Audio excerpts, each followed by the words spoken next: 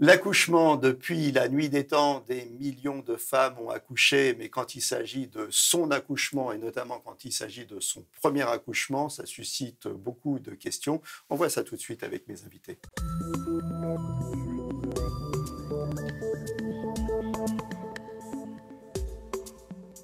Alors avec moi sur le plateau, le docteur Odile Bagot, vous êtes gynécologue obstétricienne à Strasbourg, vous êtes auteur de nombreux ouvrages comme Vagin et compagnie, on vous dit tout, comme les perturbateurs endocriniens, important, il faut s'en méfier, notamment tout au long de sa grossesse.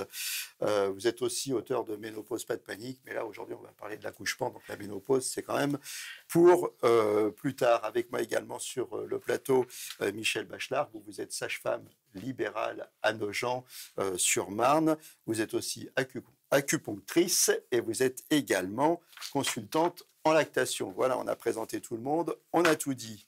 Odile Bagot, on est à terme, on va accoucher. C'est quoi être à terme ?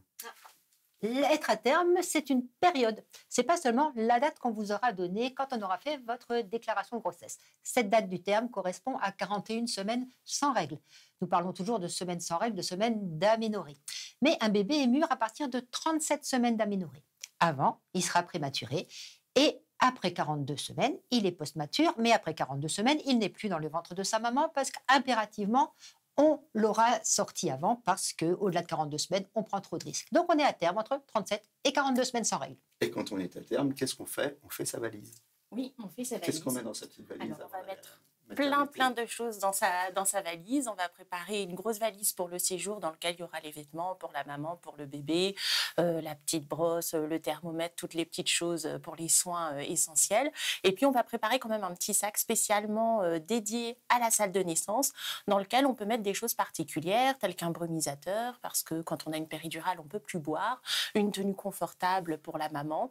Pensez à un encas pour le papa, c'est très important parce qu'un accouchement, ça peut durer longtemps. Et si la femme n'a pas faim pendant ce moment-là parce qu'elle a ses contractions, le papa à côté, ça peut lui sembler long. Je n'avais pas pensé à ça, l'encas pour le papa. Moi, je l'ai laissé jeûner à chaque fois.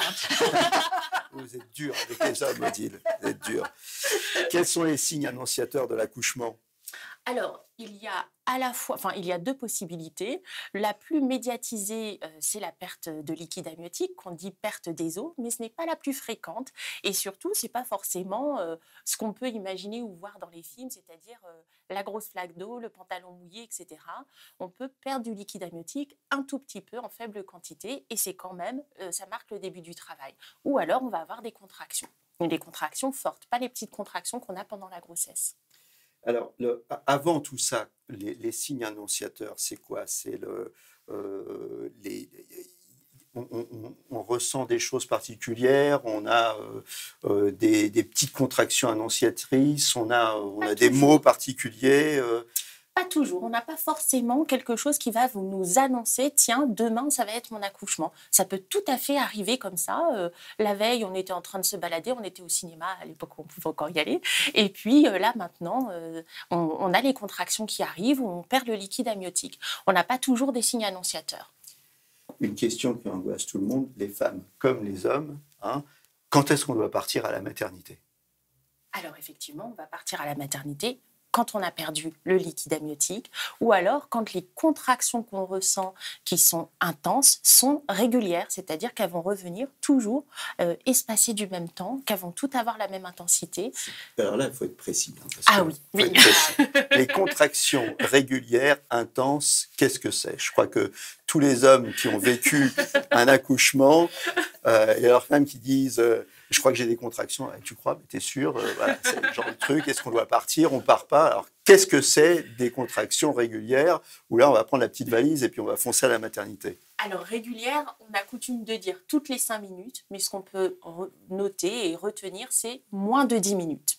Toutes les moins de 10 minutes, si j'ai une contraction, qu'elle est intense. C'est-à-dire que vraiment, j'ai besoin de me poser, je ne peux pas continuer de faire la cuisine, je ne peux pas continuer de regarder la télé, je suis obligée de respirer, de me concentrer sur ce qui m'arrive. Et si j'ai ça pendant plus d'1 heure et demie, a priori, c'est que c'est le moment d'y aller. On ne va pas sauter dans la voiture dès qu'on a une contraction.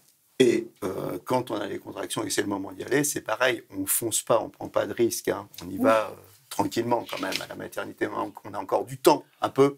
Oui, effectivement. Un premier accouchement, en général, ça prend accouchement, du temps. On a encore du temps. Quand on en est, vous avez eu plusieurs enfants, Odile, après ça va plus vite. Oui, ça va, on ira plus vite pour le deuxième, effectivement. Surtout, on a une petite idée comment ça s'est passé pour le premier. Si on a accouché vite pour le premier, on a intérêt à accélérer un peu les choses pour le deuxième, pour aller à la maternité. Ensuite, les grandes multiparts, comme on dit, quatrième, cinquième, la mécanique utérine est parfois un peu moins bonne, donc ça peut traîner davantage. Mais deuxième, troisième, ça gaze. Alors, on n'est pas à terme, mais malgré tout, on sent que ça va venir. C'est quoi ça? C'est une naissance prématurée, non? Quand on n'est pas à terme, il faut être vigilant à plusieurs choses. Si on a une perte de liquide, même si elle est minime, on peut avoir des ruptures prématurées des membranes, avec là un risque infectieux. C'est ça le problème quand ça arrive avant l'heure et qu'on ne peut pas encore déclencher. Donc un écoulement de liquide anormal. Si on a des saignements, là aussi, c'est un motif pour aller rapidement à la maternité, d'autant plus qu'éventuellement, on aura dépisté à placenta un petit peu bas pendant la grossesse. Donc ça, c'est vraiment une urgence. Et puis, il y a aussi donc, cette fameuse menace d'accouchement prématuré. Quand on a des contractions, justement, peut-être pas aussi violentes que ce que vient de dire Michel, mais des contractions qui sont quand même régulières, on en a plus que 10 dans la journée, elles sont non dépressibles. C'est-à-dire que c'est dur comme du bois. On peut avoir des petites contractions physiologiques où quand on enfonce le doigt, c'est encore un petit peu mou. Celle-ci, on s'arrête effectivement de faire son activité. Là, on va à la maternité et la vraie menace d'accouchement prématuré, elle sera évaluée en fonction effectivement des contractions qu'on peut enregistrer sur le monitoring et puis des modifications du col. Si le col s'est raccourci, si c'est un petit peu ouvert. Et c'est là qu'on verra, en fonction du terme auquel on est, qu'est-ce qu'on va faire? Est-ce qu'on va faire ce qu'on appelle une tocolyse, c'est-à-dire qu'on va donner des médicaments, des perfusions pour arrêter les contractions? Si on est très tôt et que la menace est importante, on donnera, et ça c'est un énorme progrès par rapport à ce que j'ai connu au début où je faisais de la gynéco dans les années 80, maintenant on peut donner des corticoïdes qui vont faire mûrir les poumons du bébé. Ça a révolutionné le pronostic des prématurés. Dans les années 80, quand je commençais la gynéco, à 28 semaines, qui font 1 kilo, on ne les sauvait pas souvent parce qu'ils faisaient ce qu'on appelle des membranes hyalines, des complications pulmonaires importantes. Maintenant, grâce à ce traitement préventif, ça a vraiment révolutionné l'avenir de ces enfants. Donc, pour se résumer, les contractions, il faut y être très attentif. Dans les deux cas, on est à terme, bien évidemment, c'est parce qu'on va accoucher. On n'est pas à terme. Attention à la grossesse prématurée. Donc, les contractions, c'est quand même quelque chose. Il faut être très attentif à ça et savoir différencier les petites contractions qu'on peut avoir au 3e trimestre. C'est ça qui sont des... Hein, comment on les appelle celles-là déjà? Le Braxton Hicks. Le Braxton, voilà. Hein, Hicks comme le hockey en anglais, hein, c'est ça. Alors, qu'est-ce que c'est ça? Alors, ce sont des contractions physiologiques que peuvent avoir toutes les femmes et qui n'ont pas de conséquences. Pour apprécier la gravité éventuelle d'une contraction, il faut toujours le confronter aux modifications du col. Donc là, il faut se faire examiner, soit par sa sage-femme ou son gynéco, s'il y en a un peu de temps à autre, ou alors aller à l'hôpital, à la maternité, pour voir si ça a des conséquences sur le col. On arrive à la maternité. Alors, on est tous un peu énervés. Papa qui se demande comment ça va se passer et puis si sa femme a pris son goûter dans sa valise. Et maman, parce que parfois c'est son premier accouchement, et elle se dit, bon, allez, maintenant on y est. Alors, comment ça se passe? Alors, on est reçu à la maternité, en général par la sage-femme aux urgences, qui va effectivement enregistrer le cœur du bébé, donc voir s'il y a effectivement des contractions. Elle va examiner la femme, c'est-à-dire voir si le col s'ouvre ou alors s'il y a eu une perte de liquide amniotique. Et là, ce qu'il faut savoir, c'est que pour un premier bébé, eh bien, il va y avoir forcément un peu d'attente, un peu, beaucoup parfois, avant de passer en salle de naissance. C'est très, très variable d'une femme à l'autre, hein, non? Alors oui et non, pour un premier bébé, c'est long de toute façon, ouais. En général, oui. Mais c'est long entre quoi et quoi? On entend des femmes parfois dire moi, allez, 3-4 heures, ça a été plié. Et puis d'autres dire moi, je suis resté 12 heures, 16 heures à la maternité. C'est quoi? C'est parce qu'elles sont venues trop tôt ou comment ça? Pourquoi c'est variable comme ça? Pour un premier bébé, on peut quand même se dire qu'il y a une phase dite de pré-travail, c'est-à-dire avant que le col soit vraiment ouvert et que le travail commence. Et cette phase de pré-travail pour un premier bébé, qu'on ne va pas retrouver quand on a déjà accouché, elle peut être effectivement très longue, elle peut durer de 6 à 10, 12 heures parfois avant d'arriver à 3 centimètres. Alors une femme, elle ne peut pas le savoir, c'est pour ça qu'elle va à la maternité quand le travail commence. Et en fonction, on va la mettre dans une salle de pré-travail, on va attendre que le col s'ouvre. La péridurale, la fameuse péridurale, à partir de quand il faut la demander? Parce qu'après, ça va être trop tard et on ne va plus pouvoir la voir et ça va être un peu angoissant pour certaines femmes. Alors justement, la péridurale, on va la mettre lorsque le travail est vraiment commencé, donc c'est-à-dire lorsqu'on a atteint ce seuil de 3 centimètres. Donc une femme peut la demander quand elle veut, elle peut la demander tout de suite en arrivant, mais l'équipe va être attentive à la lui proposer et à lui installer lorsque c'est le meilleur moment. Et pour un premier bébé, on est quand même large avant qu'il soit trop tard. À partir de... oui, Oui, je crois que pour la péridurale, c'est souvent la question des femmes déjà pendant la grossesse. Et il ne faudrait pas qu'elles partent avec une idée arrêtée. Il y en a certaines qui disent « moi, je veux la péridurale tout de suite ». Et d'autres qui disent « moi, je ne veux pas de péridurale ». Je crois qu'il faut vraiment dire « voyons comment les choses vont se faire ». Soyez à l'écoute de votre ressenti. Ne vous agrippez pas à l'idée « je ne veux pas de péridurale » si vraiment vous voyez que vous n'arrivez plus à vivre votre accouchement sereinement. L'équipe est là pour vous accompagner. Donc, n'ayons pas d'idée arrêtée sur la péridurale. Parfois, je ne sais pas s'il y a par exemple une thrombopénie ou manque de plaquettes, on ne pourra pas faire la péridurale. Donc il est aussi important que la femme soit préparée à l'éventualité de ne pas pouvoir avoir sa péridurale. Et chacune a une tolérance différente à la douleur et aux contractions. Parce qu'il y a donc des contre-indications à la péridurale. Oui, il y en a certaines, en particulier quand il y a des problèmes de coagulation. Ou s'il y a une fièvre importante. Donc il y a certaines contre-indications. Elles sont rares. C'est rare qu'on ne puisse pas faire de péridurale à une femme. On rassure les mamans. C'est rare. À partir de quel moment on passe en salle de travail? C'est-à-dire que là, on passe aux choses sérieuses. À partir de quel moment? Eh bien déjà, si on souhaite une péridurale et qu'on nous a posé une péridurale, là, on est forcément en salle de naissance. C'est-à-dire l'endroit où on va pouvoir surveiller la grossesse, enregistrer le cœur du bébé en continu, prendre votre tension, avoir une perfusion. Donc ça, c'est à partir du moment soit où on a la péridurale, soit où on a une certaine dilatation, c'est-à-dire le col à 3-4 cm. Et on va y rester jusqu'au moment de l'accouchement, c'est-à-dire qu'on ne va pas ensuite changer de pièce, on reste au même endroit tout le temps de la surveillance du travail jusqu'au moment où on va pousser vraiment le moment de la naissance. Dans quelle position on est à ce moment-là? C'est pas pareil dans tous les pays. Hein. Oui, il peut y avoir il y a effectivement des différences d'un pays à l'autre. Au Canada, elles accouchent dans des positions extrêmement variées, mais c'est vrai que généralement, elles sont plus nombreuses à ne pas avoir de péridurale. En Angleterre, elles peuvent accoucher plus un peu à quatre pattes, dans une position qui ressemble à du à quatre pattes. En France, on va accoucher soit dans la position gynécologique, mais il y a des maternités qui proposent des choses très différentes. Donc la position gynécologique, c'est la position que vous avez quand vous allez chez votre gynécologue. Et puis, on peut accoucher sur le côté. Ça, c'est quelque chose qu'on peut faire maintenant dans beaucoup de maternités. Il y a aussi les femmes qui accouchent tout à fait naturellement, hein, parce que nous, en France et dans les pays européens, nord-américains, tout ça, c'est très, très encadré, mais il y a encore beaucoup d'endroits dans le monde où on accouche accroupi, hein, oui, c'est ça, bien sûr. Hein, oui, oui. Ça, c'est la position naturelle, on va dire. Semblerait. Hein, oui. C'est ça. Voilà. Quel contrôle pour maman et bébé quand on est dans la salle de travail? Alors, on va avoir l'enregistrement du cœur du bébé en continu. On va avoir la prise de la tension. Généralement, on va avoir des capteurs pour vérifier la fréquence respiratoire, la fréquence cardiaque. On a une perfusion et puis on a surtout une sage-femme qui va passer extrêmement régulièrement pour s'assurer que tout va bien, vérifier l'avancée du travail en examinant la femme. Tout se passe bien, bébé veut sortir. La descente du bébé, comment ça se passe? Alors, la descente du bébé, c'est-à-dire que... Il va falloir l'aider un peu, on pousse, là où on dit qu'on pousse. Exactement, exactement. C'est-à-dire qu'on est arrivé à un moment où il n'y a plus du tout de col, on dit qu'on est à dilatation complète, on va attendre que le bébé descende un peu dans le bassin, et c'est vraiment quand il n'est pas loin du tout de la sortie qu'on va faire pousser la maman. Et même s'il n'y a pas beaucoup de trajet à faire, la poussée va durer entre 20 et 30 minutes. C'est quand même un effort qui est intense, où les femmes vont donner tout ce qu'elles ont pendant ce temps-là, coachées par leur mari et par l'équipe, qui vont les encourager, mais effectivement, c'est un effort extrêmement intense.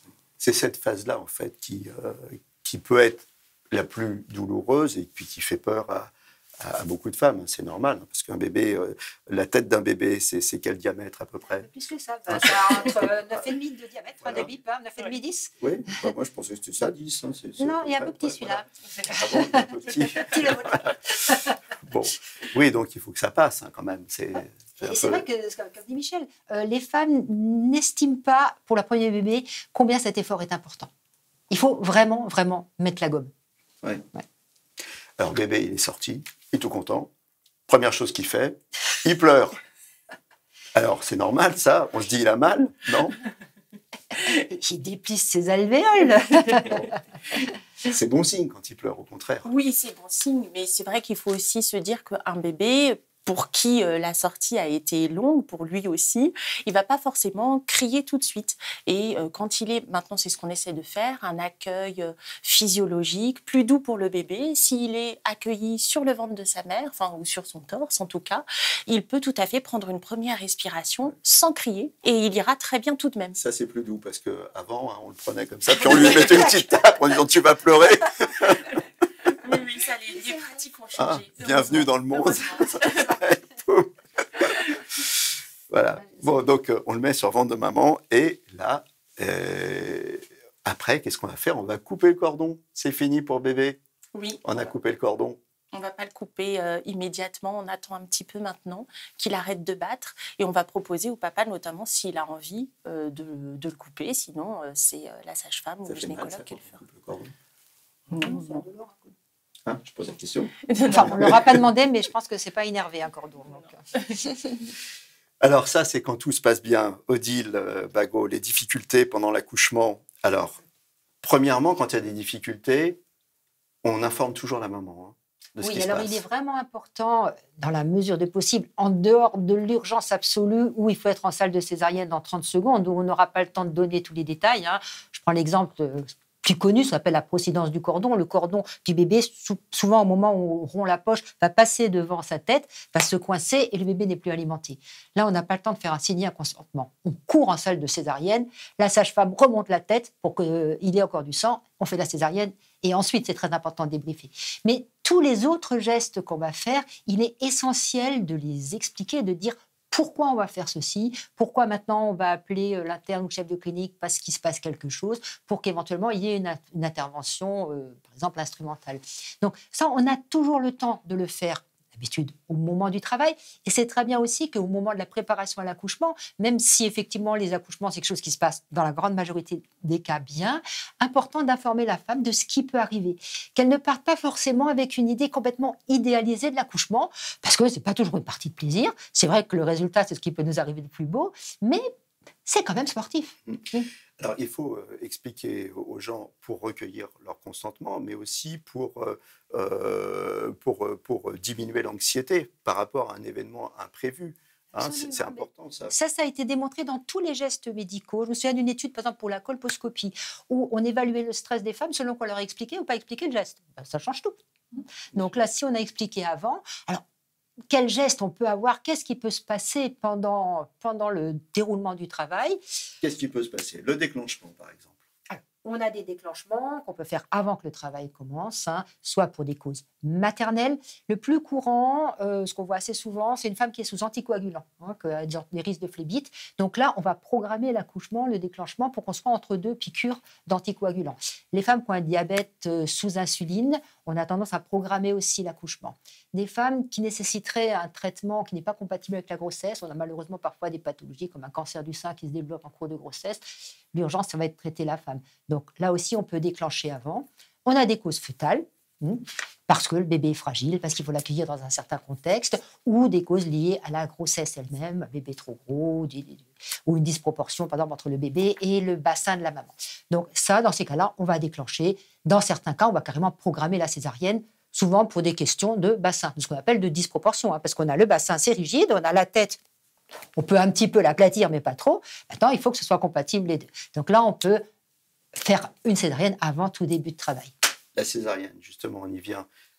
Elle est programmée dans certains cas, mais parfois elle n'est pas programmée. Voilà. Alors la césarienne en cours de travail, ça va être dans deux circonstances importantes.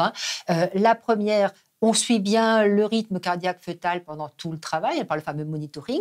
Et si on voit que ce bébé supporte de moins en moins bien les contractions et qu'on est encore loin de l'arrivée, il n'y a pas d'autre solution que de faire la césarienne. Donc ça, c'est le motif fœtal qu'on appelle pour altération du rythme cardiaque fœtal. Ce que c'est, vite fait, une césarienne, c'est quoi? Alors, une césarienne, eh bien, on va ouvrir la peau. Et quand vous ouvrez la peau, vous avez tout de suite l'utérus en dessous. Donc là, vous faites une petite incision, vous écartez comme ça, vous avez la poche des os. C'est comme un accouchement plutôt par en bas, un petit peu au-dessus. On ouvre la poche des os, on passe la main, on fait un accouchement du bébé. Et même dans certains cas, maintenant, on peut proposer à la femme de pousser. Ça va nous aider, parce que parfois, elle n'est pas toujours facile à sortir si le bébé est trop bas, par exemple.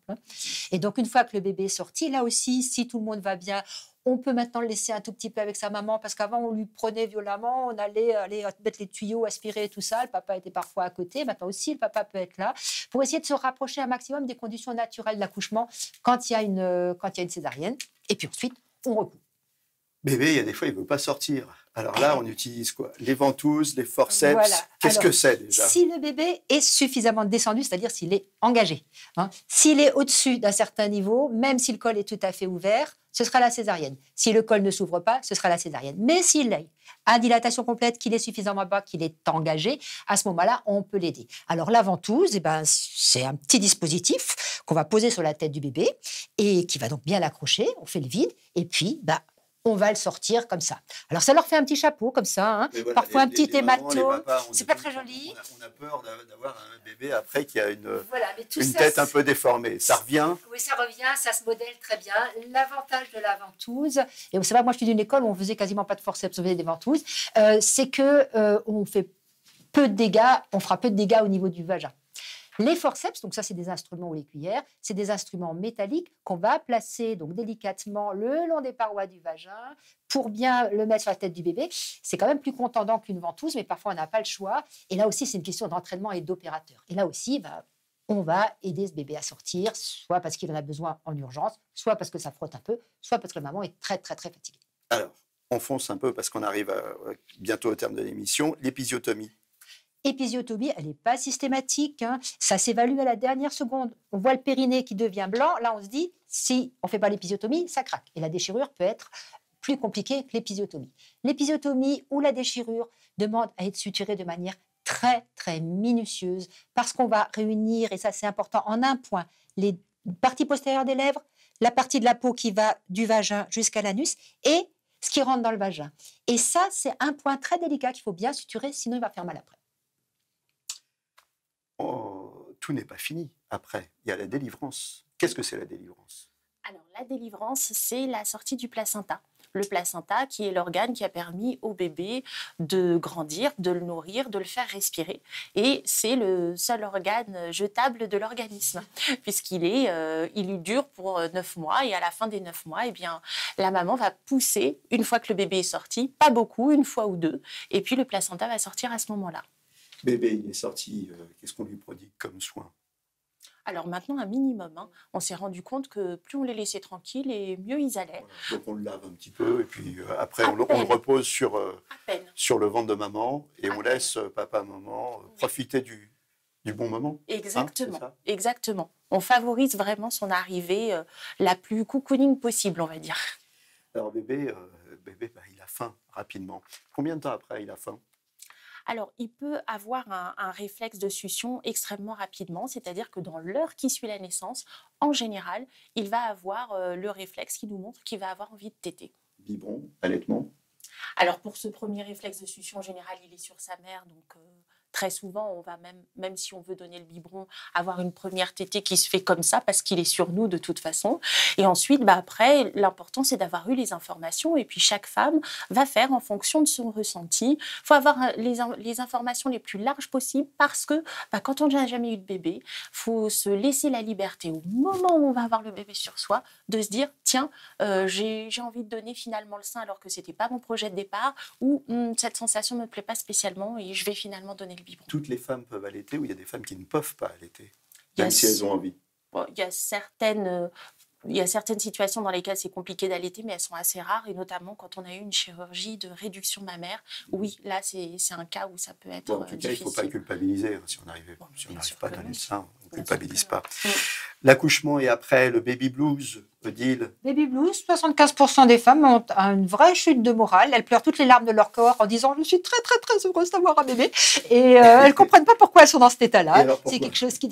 Il y a entre autres la chute hormonale, je pense, parce que ça touche vraiment beaucoup, beaucoup de femmes. Il y en a quelques-unes qui sont épargnées.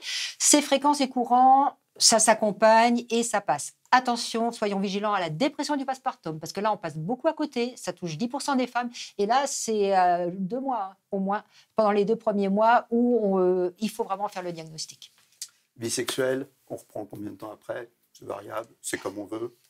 Il n'y a pas de norme, mais bon, attendons déjà que les louchis et puis la cicatrice soient un petit peu faites. On en parle à la visite postnatale. Bon, et papa dans tout ça alors? Pauvre papa. Pauvre papa, Pas ben facile oui. de trouver sa place là-dedans. Eh oui, hein. Ouais. Voilà. Moi, je dis souvent à mes patientes, votre bébé et vous êtes dans une bulle. N'oubliez pas qu'il y a une troisième personne et c'est important autant pour le couple que pour le bébé. Voilà, c'est très important. Je vous remercie toutes les deux d'être passées sur le plateau de Capital Santé. J'espère qu'on a répondu à toutes les questions que se posent les futures mamans. En tout cas, on leur souhaite une belle grossesse, un bel accouchement, de beaux bébés, d'être heureuses. À très bientôt pour un nouveau numéro de Capital Santé. Et d'ici là, portez-vous bien et faites des enfants.